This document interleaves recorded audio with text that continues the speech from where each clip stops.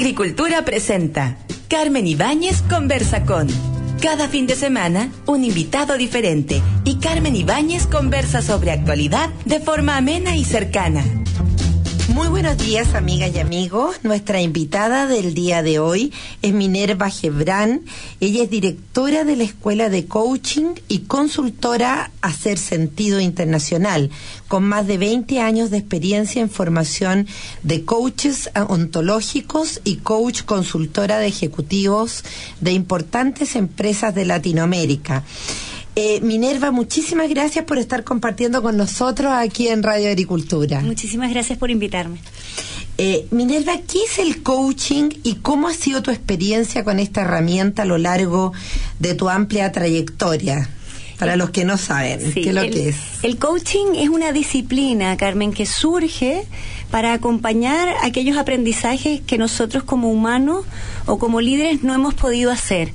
Nuestra educación tradicional se basó en lo cognitivo, mayormente, y quedaron fuera del dominio de nuestro aprendizaje el mundo emocional, el mundo corporal, la inteligencia espiritual, la inteligencia más intuitiva que cognitiva, y el coaching surgió como una disciplina que puede acompañar a todos los seres humanos a aprender de una manera más completa, de una manera más integral. Cuéntanos, Minerva, ¿qué es exactamente el coaching ontológico y en qué se diferencia de otros tipos de coach? Buenísimo. El coaching ontológico es aquel que se ocupa de acompañar tanto en el ser como en el hacer. Hay algunos tipos de coaching que solo trabajan en el hacer. Por ejemplo, si tú quieres aprender a delegar, si tú quieres aprender a pedir, pero solo en el dominio de las acciones concretas. Este coaching va un poquito más profundo. Por ejemplo, si yo sé ser controlador y lo que necesito es aprender a ser confiado, cuando yo aprendo a ser confiado, no nada más puedo delegar, también puedo arriesgarme, también puedo armar una empresa, permite que sea más amplio el acompañamiento. Nosotros aprendimos a ser de una manera que nos permite hacer algunas cosas y otras no. Y si uno amplía eso, puede trabajar en los dos ámbitos, entonces es mucho más completo que otros tipos de coaching. Ahora, ¿cuáles son los pilares o los ejes de trabajo del coaching ontológico? Eso. El coaching ontológico trabaja en el dominio cognitivo y mental, en todo lo que tiene que ver con el lenguaje. Por ejemplo, la manera en que nosotros conversamos sobre nosotros mismos, las declaraciones que hacemos, lo que decimos impacta en la vida que tenemos. Finalmente construimos y creamos nuestro mundo.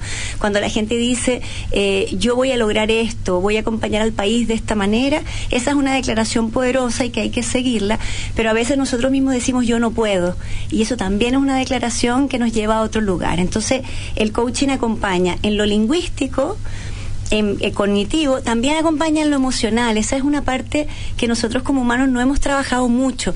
Sabemos muy poquito de nuestras emociones, a veces hasta nos dan miedo y a veces creemos que siempre tenemos que medicarlas. Y la verdad es que nuestro mundo emocional es el que nos permite hacer lo que queremos hacer de una manera efectiva. Entonces también impacta en lo que llamamos la inteligencia emocional, que tiene que ver con conocer nuestras emociones, que tiene que ver con habitarlas, Carmen. La gente confunde con controlarlas. Las emociones no se pueden controlar, tanto es así que cuando las controlamos salen por otro lado de manera no muy agradable. Necesitamos conocerlas, necesitamos habitarlas y necesitamos saber cuál es la que nos sirve para el momento de vida que estamos y para el desafío que tenemos. Entonces también ese es otro pilar fundamental. Hay otro pilar súper fundamental que tiene que ver con el cuerpo, nuestra inteligencia corporal física. Nosotros tenemos un cuerpo que aprende, que es súper sincero, que sabe hacer ciertas cosas o no otras. Muchas veces la gente me pregunta, ¿por qué si yo tengo claro que tengo que pedir aumento de sueldo no puedo hacerlo? Y a veces la gente lo sabe cognitivamente, sabe que se lo merece emocionalmente, pero el cuerpo no sabe pedir aumento de sueldo porque lo tiene que hacer un cuerpo físico, ¿ya? Entonces ese es otro de los pilares que toma el coaching de manera súper seria. Y el último pilar es la inteligencia espiritual. Hoy día ya podemos hablar tranquilamente de una experiencia, de una inteligencia espiritual o energética, que todos sabemos que aunque no conozcamos a alguien, hay un sensor que nos dice sí, no. Ahí hay una sabiduría que también el coaching lo toma. Así que son 4 pilares. Interesante. Ahora hablemos de liderazgo, Minerva. ¿Cómo se ha entendido el liderazgo tradicionalmente y cómo ha cambiado esa visión actualmente en las empresas, por ejemplo? Sí, antiguamente lo que conocíamos como liderazgo era mandar, era que la gente que estaba a nuestro cargo estaba al servicio nuestro, era que todo lo que había que arreglar o mejorar o aprender lo tenían que hacer los demás. También el liderazgo estaba entendido porque si yo tenía ese cargo, ya estaba sobreentendido que yo ejercía liderazgo y que además el liderazgo tenía un impacto, digamos, positivo, y eso se ha transformado muchísimo en estos tiempos. Liderar tiene poco que ver con mandar, tiene mucho más que ver con acompañar, tiene mucho más que ver con inspirar, tiene más que ver con cómo yo como líder estoy al servicio de mi gente, ya sea mis colaboradores, los pares, mi jefe, la organización, el país. Y además, liderar tiene mucho que ver con liderarnos a nosotros mismos. El 80% del trabajo que tiene que hacer hoy en día un líder es trabajar en él mismo, para así poder acompañar a otros y hacer los desafíos de la organización. Ha dado un vuelco 180. Si usted recién se está incorporando a Radio Agricultura, les quiero contar que en el día de hoy nuestra invitada es Minerva Gebrán, directora de la Escuela de Coaching y consultora Ser Sentido Internacional, con más de 20 años de experiencia en formación de coaches ontológicos y coach consultora de ejecutivos de importantes empresas de Latinoamérica. Minerva, ¿de qué modo el coaching ontológico aborda estos aspectos que se requieren para potenciar el liderazgo? Sí, este es un acompañamiento que no es teórico nada más, eso es bien importante. Hay teoría, está toda la parte cognitiva, pero mucho de la experiencia. La mayoría de los líderes lo que les sucede es que no saben qué hacer en momentos desafiantes de su liderazgo. Entonces el coaching acompaña a nivel emocional, a nivel corporal, a nivel experiencial y a nivel cognitivo, creando los aprendizajes que requiera cada líder a la medida para que logre sus desafíos. Entonces es bien experiencial, no estamos muy acostumbrados a que si ya lo sé en la cabeza ya lo sé hacer, y no necesariamente es así. Entonces requiere, por ejemplo, yo acompaño a veces a los ejecutivos en sus propias reuniones, observando en la sombra. Otras veces ellos tienen que hacer ciertas experiencias, ciertas tareas, ciertos ejercicios para que les permita, por ejemplo, aparecer, inspirar, aprender a escuchar, que es una habilidad que tenemos que desarrollar mucho en nuestro liderazgo. Que no todo el mundo lo tiene. Exactamente, exactamente. Entonces yo te diría que es bien experiencial y depende del caso, vamos trabajando a la medida. Ahora, ¿cuánto observas que han podido incorporar los líderes actualmente esta nueva visión que describes? Yo tengo 20 años en esto y al inicio esto era como ciencia oculta y los ejecutivos siempre me decían, no sé de qué me estás hablando, cómo voy a hacer estos ejercicios corporales para poder sostener un conflicto en una reunión, pero hoy en día estamos más abiertos a eso y cada vez más las organizaciones se dan cuenta que si viene un coach a acompañar es para potenciar los logros y los resultados de la organización. Entonces estamos más abiertos, estamos avanzando, pero en realidad todavía no somos una sociedad muy consciente de que el trabajo comienza por cada uno de nosotros y, por ejemplo, habilidades como la capacidad de escucha todavía están bajas, todavía estamos muy adentro de nosotros, muy queriendo que nos escuchen más que aprender a escuchar. Todavía tenemos que resolver temas en los equipos de confianzas para poder trabajar y arriesgarnos juntos y coordinarnos. Entonces yo te diría que hemos avanzado un 20, un 30% a la nueva forma que te cuento de liderazgo, pero yo creo que vamos para allá. Ahora, ¿cuáles son las características de un buen líder a tu juicio? Un buen líder es aquel que es capaz de gestionar sus propios desafíos de liderazgo, conocerse, darse cuenta de sus fallas y también darse cuenta de sus talentos, y además un buen líder es un líder que sea capaz de acompañar a su gente a que desarrolle lo mismo. Esto se llama líder como coach o mentores, y las habilidades más importantes en términos de liderazgo tiene que ver con mirarse, mirar a los otros, con discernir cuándo es el momento de meter mano y de hacer y ejecutar, cuándo es el momento de subirse al balcón y dejar que otros hagan, cuándo es el momento de escuchar y cuándo es el momento de decir esto es lo que tenemos que hacer. Es un arte liderar hoy día. Sí. Ahora, ¿en qué es realmente necesario, a tu juicio, trabajar para potenciar el liderazgo dentro de las empresas? Ya, ahí antes me llamaban y nos llamaban normalmente para que arregláramos a toda la gente que estaba abajo porque se suponía que el tema estaba ahí. Nosotros en las empresas lo que hacemos es trabajar normalmente con las personas que tienen los cargos más altos, porque eso cae en cascada hacia toda la organización y transforma la cultura de la organización, ya sea de las empresas, ya sea de las comunidades, ya sea de los sectores políticos, no importa la organización. Y las habilidades más importantes que se requieren trabajar normalmente tiene que ver con que se conozcan y reflexionen acerca de lo que están haciendo. A veces hacemos con un piloto automático, así como que uno se sube al auto y el auto va solito al trabajo. A veces lideramos de esa manera. Entonces, crear el espacio para reflexionar si está funcionando o no, que ellos se conozcan, que ellos miren a su gente, que se den cuenta que esa gente está modelándose gracias a ellos. No pasa de otra manera. La gente aprende a liderar con los líderes que tiene. Sí. Ahora, como decíamos, eres coach de ejecutivos de empresas en Chile y Latinoamérica. Cuéntanos por qué motivos te contactan los ejecutivos y qué tipo de dificultades o desafíos son los que hacen que requieran un coach. Sí, normalmente cuando ya nos llaman están teniendo ciertas dificultades en los resultados de la organización, o no están funcionando los números, o el clima está malo, o temen perder a algunos talentos porque los ven desmotivados o sin sentido. No importa cuál sea por qué llaman, están dándose cuenta que hay algo que no está funcionando. Entonces, nosotros cuando nos llaman, analizamos qué está sucediendo y acompañamos cómo integrar lo que tenga que integrar. Cuando en la organización se llevan muy bien y el líder es muy querido, pero los resultados económicos no están funcionando, el líder tiene ciertas habilidades que aprender, como por ejemplo la capacidad de sostener conflictos, reclamar, aprender a coordinarse mejor. Seguramente tiene que aprender a poner más firmeza porque su liderazgo está más guiado por las relaciones humanas que por las metas.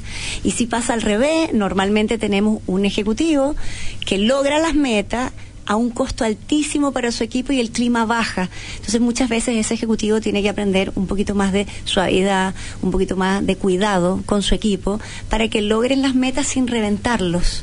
Ya te doy ejemplos de dos extremos, pero hay muchos casos por los que nos llaman, normalmente no está funcionando algo. Ahora, ¿cómo ves la incorporación de las nuevas generaciones en esta mirada de liderazgo? ¿Vienen más abiertos y flexibles a tu juicio o tienen que aprender las mismas cosas que los ejecutivos líderes de generaciones anteriores? Ya, eso es interesante porque no tienen que aprender lo mismo que nosotros, pero normalmente es el opuesto complementario. ¿Qué quiere decir eso? Nosotros somos más hijos del deber ser, del rigor, del esfuerzo, y ellos no vienen con esos paradigmas ni valores. Ellos son hijos más bien de la libertad y de la rapidez y de la innovación. Entonces ellos vienen más flexibles a todo lo que tiene que ver con horarios, con cómo hacerlo y la manera que hacerlo. Ellos vienen menos flexibles a la hora de cumplir disciplinadamente aquello que hay que cumplir. Entonces lo que está sucediendo en las organizaciones hoy día es que todavía las generaciones anteriores a los millennials, que son, digamos, las generaciones digitales, para llamarlas de alguna manera, se están enfrentando con que tienen que liderar jóvenes, que el paradigma no es si yo lo hago bien me van a recompensar. El paradigma es yo lo quiero hacer que tenga sentido y yo quiero tener libertad. Entonces nos ha tocado liderar ciertas cosas distintas. Ellos vienen con apertura de mente para la libertad y ellos vienen muy, muy poco desarrollados en términos de disciplina y en términos de esfuerzo. Entonces tenemos cosas que aprender de ellos y ellos de nosotros, te diría yo. Ahora, ¿cuál es tu visión de la generación millennials, que lo acabas de nombrar, y cuál es su desafío con la sociedad, a tu juicio, en la que vivimos? Sí, yo creo que ellos traen una gran luz Yo creo que ellos de verdad vienen más libres en formas de pensar, en formas de ser, y el desafío es cómo ellos integran también una forma disciplinada de lograr compromisos y de enfocarse, porque como está todo el mundo disponible hoy día, y textualmente agarran un avión, se van a África, vienen, no está tan disponible para ellos el sostener ante la adversidad. Sobre todo es interesante cuando se pone difícil. La resiliencia es uno de los estados de ánimo que nos ayudan a que contra todo pronóstico nosotros nos levantamos. Esta es una de las habilidades que ellos todavía tienen que desarrollar. Es un desafío para ellos y es un desafío quedarse, Carmen, quedarse, sostener y quedarse. Para nosotros ha sido todo un desafío aprender que podemos elegir y que el querer también está disponible. ¿Qué es lo que quiero? Si yo le hago una pregunta a alguien de 40 para arriba, ¿qué quieres? No me la responde tan rápido como ¿qué debes? Pero si yo le pregunto millennials ¿qué quiere? Él me la responde súper rápido y yo le pregunto ¿qué debes? Y ahí titubea. Entonces ha sido, curiosa. Ha sido interesante lo que ha sucedido, fíjate. Ya estamos de regreso aquí con nuestra invitada del día de hoy, con Minerva Gebrán, directora de la Escuela de Coaching y consultora Hacer Sentido Internacional, con más de 20 años de experiencia en formación de coaches ontológicos y coach consultora de ejecutivos de importantes empresas de Latinoamérica. Minerva, ¿cómo dirías tú que las habilidades de liderazgo de las que hemos hablado podemos llevarlas a la esfera de lo cotidiano? Sí. Algunas de las habilidades son relacionales o comunicacionales, Carmen. Entonces sucede, por ejemplo, si yo soy una persona que no sé pedir y no sé pedir porque nunca he sabido ser vulnerable, por ejemplo, y contar con otros hace que me debilite. Si yo aprendo a pedir legítimamente y dignamente, yo en el cotidiano puedo producir unas coordinaciones mejores y más efectivas. Si yo, por ejemplo, no he aprendido a poner límites ni a sostener conflictos, y yo aprendo a poner límites y a sostener conflictos, aprendo la dignidad necesaria que se requiere para decirle al otro, así no, basta de esta manera, quiero trabajar contigo pero no a gritos, quiero relacionarme contigo en la vida pero no insultándonos. Cuando uno aprende esas habilidades, el cotidiano uno se vuelve más protagonista de su vida y más adulto y se hace cargo, y entonces puedo tener conversaciones más valientes. Entonces el cotidiano de uno está más en manos de uno y no como consecuencia de lo que pasa afuera con los demás. ¿Cómo se aplica el coach ontológico a la resolución de problemas en nuestras familias, por ejemplo? Claro. Por ejemplo, familiarmente, muchas veces estamos intervenidos porque como nos queremos, no podemos reclamar. Si tú te comprometes conmigo a algo y no me cumple, lo más legítimo que yo tendría es que te puedo reclamar. Pero para eso hay un mundo emocional que me quiero detener un ratito que se llama la rabia. Y la rabia es una emoción súper valiosa y preciosa. La hemos aprendido tergiversada, pero en equilibrio ella nos muestra que estamos defendiendo algo que nos parece injusto o que nos parece dañino, y lo que hacemos dignamente es defenderlo. No se necesita gritar para tener rabia, y tenemos confundido la rabia con el exceso de rabia. El exceso de rabia sí es ira, sí es abuso, y el déficit es impotencia. Pero cuando uno está en el equilibrio de la rabia, yo puedo en mi vida familiar decirte te quiero un montón y esto que hiciste me dañó, y yo puedo tener esa conversación. Entonces familiarmente las cosas se destraban cuando uno puede tener más herramientas para conversar acerca de lo que nos pasa y lo que nos duele, sin quedar intervenido que es mi mamá, que es mi papá que está mayor, que es mi hijo y entonces se va a ir de la casa, que es mi esposo y no me va a hablar por un mes. Entonces las relaciones familiares comienzan a ser más sanas, menos conversaciones escondidas y más conversaciones sentidas, ¿no? Mira, qué interesante lo encuentro.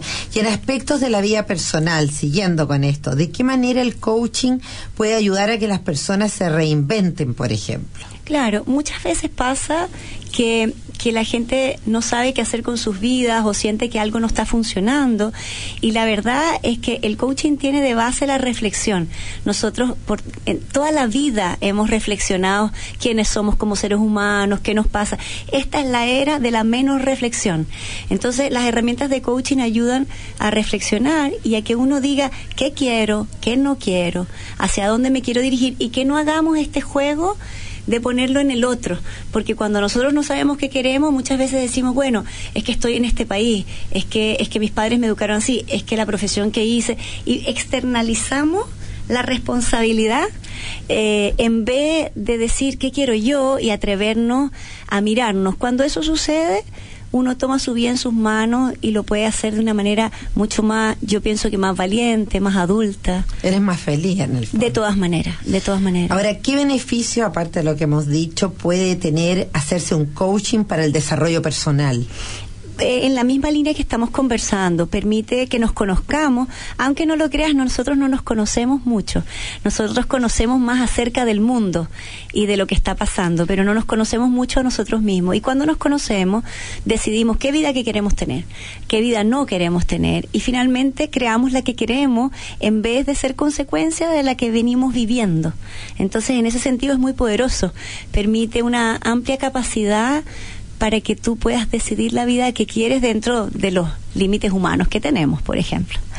Ahora, ¿se puede ver un antes y un después en una persona que comienza a incursionar en el mundo del coaching? De todas maneras. Te doy algunos ejemplos porque ya lo hemos conversado, pero por ejemplo, un ejecutivo que le cuesta desvincular a gente que tiene que hacerlo porque la organización se lo está pidiendo, es una persona que tiene que hacer un aprendizaje cuando uno entra a la organización y tiene que desarrollar esa habilidad. Uno ve un antes y un después, una persona que antes sufría para desvincular a alguien, hoy día lo puede hacer sereno, con calma, con respeto, cuidando al otro, sin sentirse culpable. Hay una emoción que me dan ganas de compartirla, que tiene que ver con la culpa o la responsabilidad. Son dos mundos emocionales.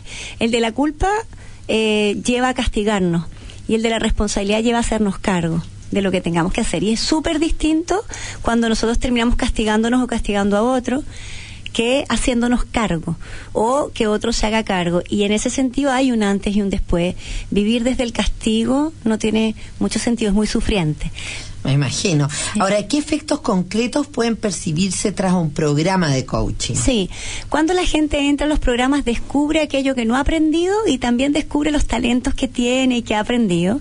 Entonces, cuando hacen el programa, toman su vida en sus manos, comienzan a hacer los negocios que quieren, tienen las conversaciones en el trabajo que quieren, fortalecen sus relaciones de pareja, pasa todo aquello que ellos quieren. Uno ve un antes y un después. Los que acompañamos en programas de transformación tenemos el privilegio de ver a la gente como llega, creyendo que no es posible y tristes, y de alguna manera sin estar conectados con lo que los trajo a este mundo, y salen plenos, contentos, logrando cosas concretas afuera en su vida cotidiana.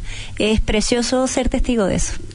¿Cuál es tu visión en general de la sociedad chilena en cuanto a nuestra capacidad de comunicarnos efectivamente con el entorno, Minerva? Sí, esta es una pregunta que para mí ha sido bien importante en estos 20 años, porque yo soy venezolana nacional inicial, pero chilena hace 5 años y tengo hijas chilenas, entonces me importa un montón en dónde estoy en la sociedad. De 20 años para acá, lo que yo he visto es que teníamos mucha aversión a tener conversaciones directas, conversaciones valientes, conversaciones en donde la valentía y la rabia en equilibrio, que tiene que ver con la dignidad, estuvieran puestas ahí. Por lo tanto, fuimos creando relaciones más inauténticas y dobles estándares en nuestra manera de relacionarnos como sociedad. Eso ha ido cambiando, Carmen, poquito a poco. No ha sido algo que ha cambiado completamente. Todavía tenemos como sociedad que trabajar en conversaciones más directas, relaciones más sinceras, que nos permitan dar la opinión y legitimar la opinión contraria. Ahí tenemos todavía un trabajo como sociedad y como comunidad importante, pero hemos avanzado. Minerva, quisiera profundizar en algo que me parece muy importante. ¿Cómo pasamos del sentimiento de culpa al sentimiento de responsabilidad? Sí, nosotros muchas veces tenemos creencias que no las creemos como la verdad, que hemos transgredido cosas, que hemos dañado cosas o que otros están transgrediendo. Y a veces no es así. Por ejemplo, si alguien un día me habla mal, entonces yo puedo decir, me está faltando el respeto, necesita ser castigado. Esa sería una frase tradicional desde la culpa. Y entonces buscamos el castigo para esa persona, o nosotros sentimos que fallamos nosotros y necesitamos ser castigados. Desde la responsabilidad es más suave, es más liviano, esta persona no me gustó cómo me habló, yo me hago cargo de decírselo, la persona se hace cargo de pedirme disculpas si no lo vio, y cerrada la conversación. Pero desde la culpa siempre va a haber un castigo. Entonces, uno lo que hace como coach es transformar esa creencia, esas creencias que creemos que son la verdad absoluta, y no necesariamente son así. Yo muchas veces le digo, en este ejemplo, a los ejecutivos, ¿tú estás seguro que fue falta de respeto? Y muchas veces me dice, no sé, ahora que lo pienso, y le digo, ¿tú has revisado qué pasó del otro lado? Y muchas veces lo que ha pasado del otro lado es que la persona también está molesta por algo que ese ejecutivo hizo y que no lo vio. Entonces ahí salimos de la culpa y del castigo y entramos en una conversación de la responsabilidad o de hacernos cargo de una manera más adulta. Ahora, yendo al miedo, ¿cuál es el miedo de las personas que tú describías al momento de enfrentar conflictos o a personas que nos contradicen? ¿Qué consejos le darías a nuestros auditores para enfrentar estas situaciones? Claro, el miedo es una emoción también súper legítima, que cuando está en su equilibrio lo que hace es cautelar y proteger que no perdamos relaciones, que no perdamos que nos quieran. Entonces la mayoría de nosotros tenemos miedo de enfrentar algo conflictivo porque se vaya a dañar algo, y eso es lógico. Ahora, cuando el miedo está excedido, nos podemos acobardar, nos podemos apanicar, y lo que hace ese miedo es que no nos permite ser valientes para conversar lo que tenemos que conversar y para decir lo que tenemos que decir. Entonces, como consejo, sientan el miedo y actúen en consecuencia, vayan a tener la conversación. Muchas veces no lo queremos hacer porque no queremos dañar, pero otras veces cuando no lo hacemos dañamos más la relación porque eso queda mermado igual aunque no lo conversemos. Ahora, ¿cómo podemos aplicar alguna de estas enseñanzas nosotras como madres con nuestros hijos, por ejemplo? Bueno, nosotras como madres tenemos mucho que aprender al respecto porque, por ejemplo, voy a tomar otra emoción básica que puede ser muy importante en términos de la maternidad, la ternura. La ternura es una emoción preciosa que en equilibrio dice algo merece ser cuidado, y nuestros hijos por supuesto que merecen ser cuidados, pero cuando está excedido nosotros lo que hacemos es sobreproteger, y la sobreprotección no colabora ni para el niño, ni para la sociedad, ni para la comunidad donde está aportando, porque necesitamos que ellos también pasen por sus propios desafíos. Parte de los millennials, ya que me preguntaba de los millennials, es que nosotras, y yo digo nosotras, estoy hablando de generación entre los 45 para adelante, ya por si acaso, nosotras pasamos a veces por frustraciones y cosas duras en la vida, y como no queremos que nuestros hijos lo pasen, nos hemos excedido y hemos sobreprotegido todo tipo de situaciones. Entonces sería bueno que como madre equilibráramos nuestra ternura. Y hay otra emoción que podría ser valiosa en términos de la maternidad, que tiene más que ver con dejar que los niños expresen lo que sienten. Esta instrucción que nosotros damos, no tengas miedo, no tengas rabia, las niñitas no gritan, todas esas educaciones que hacemos. Chao, exactamente. Chao, porque resulta, los niños no lloran, no tienen posibilidad de tener tristeza, y la tristeza es una emoción que permite reflexionar. Las niñas no gritan, las mujeres no pueden dignamente defender lo que tienen. Cada mundo emocional que estamos educando está permitiendo algo en nuestros hijos y otra cosa que no la está permitiendo, así que hay que estar pendiente. Minerva, y en el matrimonio, pienso que muchas veces no nos damos el espacio para conversar los problemas porque no queremos asumirlos o hacer notar que existen. Así es. ¿Cuál sería tu consejo ahí? Claro, ahí tenemos un paradigma que lo que no se habla no existe, y la verdad es que lo que no se habla existe, pero en otro nivel. Existe en el lugar del resentimiento, porque lo que no conversamos nos resentimos y nos queda en alguna parte de nuestro ser. Existe la conversación del chisme, de írselo a contar a otro en vez de tener la conversación. Yo normalmente digo hay que ponerse rojo una vez y no 3000 veces colorado, para tener las conversaciones, para decir esto no está funcionando, a mí me gustaría que está comprobado, Carmen, por estudios en las parejas, que el mayor porcentaje de gente que se ha separado es porque no saben sostener conflictos, que cuando se aprende a sostener los conflictos se crea una relación de pareja y un nosotros más sólido. Mira qué importante lo que acabas de decir. Ahora, ¿cuál dirías tú que es el principal aporte del coaching autoestima de las personas. Pienso en los altos índices de depresión, por ejemplo, que tenemos en nuestro país. Así es, la génesis de la baja autoestima tiene que ver con que no nos conocemos. Entonces, el aporte del coaching es cuando la gente se comienza a conocer profundamente todo, no lo bueno nada más, no lo malo nada más, equilibra, descubre que tiene una maravilla de herramientas, que están cosas por aprender, que no lo que nos constituye necesariamente nos determina. Eso es un aporte que el coaching ha hecho de manera muy, muy, muy tajante. Cuando sucede eso, la gente comienza a elevar su autoestima, su amor propio, y también comienza a mirar y a legitimar la autoestima de los demás. Entonces es un círculo virtuoso. ¿Hay en la actualidad una crisis de sentido? De todas maneras. Esta es la época en que estamos más egocentristas y con más profunda crisis de sentido. No sabemos para qué estamos haciendo lo que hacemos, no sabemos para qué vinimos. Los jóvenes cada vez están más deprimidos porque no saben qué hacer, ni a dónde ir. No saben lo que quieren. Ni saben lo que quieren, teniendo todo para poderlo saber, pero el único recurso con que no están haciendo contacto todavía es con ellos mismos. Entonces yo te diría que las depresiones, la gente que se está suicidando, que nosotros cada vez hacemos programas con jóvenes y nos damos cuenta que ellos lo contactan con qué quieren y para qué vinieron acá, y es precioso. Por ejemplo, te doy un ejemplo, cuando la gente tiene cáncer, normalmente contacta con el para qué más profundo vino a este mundo y para qué tuvo ese cáncer y para qué tuvo ese cáncer y cómo lo puede sanar. Ahora, no tenemos que llegar hasta ahí para hacer nuestro trabajo de crear sentido. ¿Cómo se sale de la espiral de sinsentido en el que viven muchas personas hoy en día? Sí, así como te estoy contando, pudiendo la crisis y la sensación de sinsentido es la que nos lleva a buscar sentido. Y estamos huyendo todo el rato, queremos estar felices y eufóricos todo el día, y no nos damos cuenta que esas sinsentidos son las que tienen la llave para nosotros descubrir. Entonces hay que meterse en esa cuevita para comenzar a mirar qué vinimos a hacer, para qué vinimos y dónde vamos a poner nuestro aporte en el mundo, porque no tengo ni una duda que cada uno de nosotros está para eso. ¿A qué edades se observan estas crisis de sinsentido? Hace 20 años, Carmen, la observábamos a los 40 años y se llamaba la crisis de la mediana edad.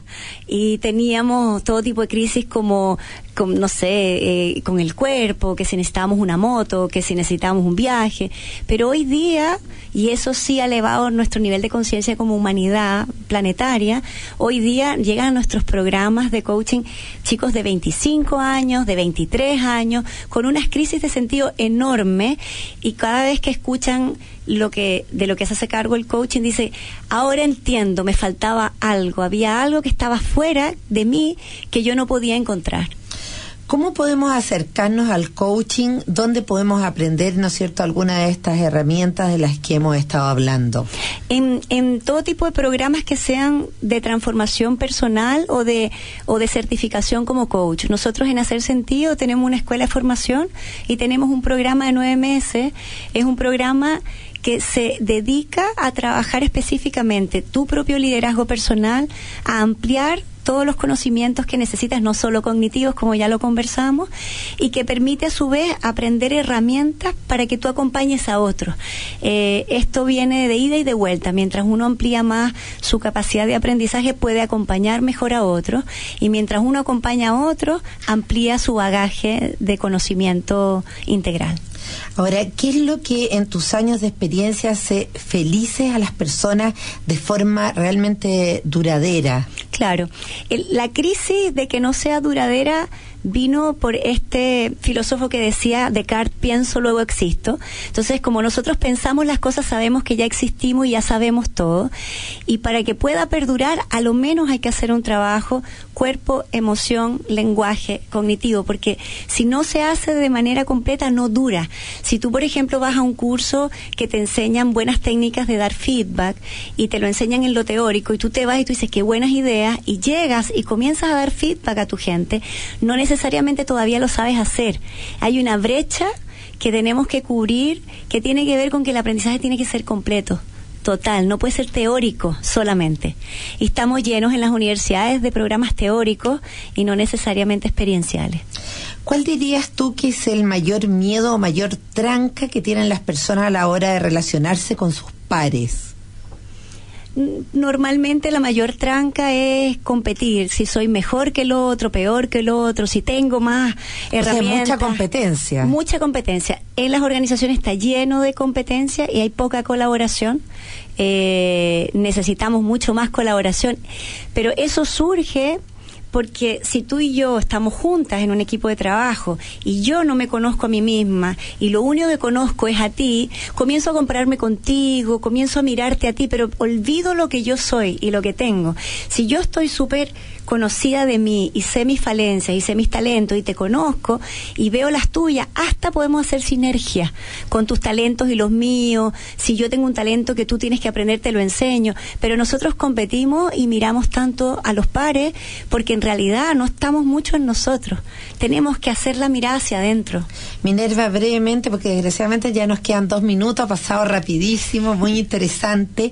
¿Tú dirías que los chilenos somos muy depresivos por los altos índices de suicidio que vemos en nuestro país comparado con el resto de Latinoamérica? Sí, nosotros en Chile tenemos exceso de tristeza.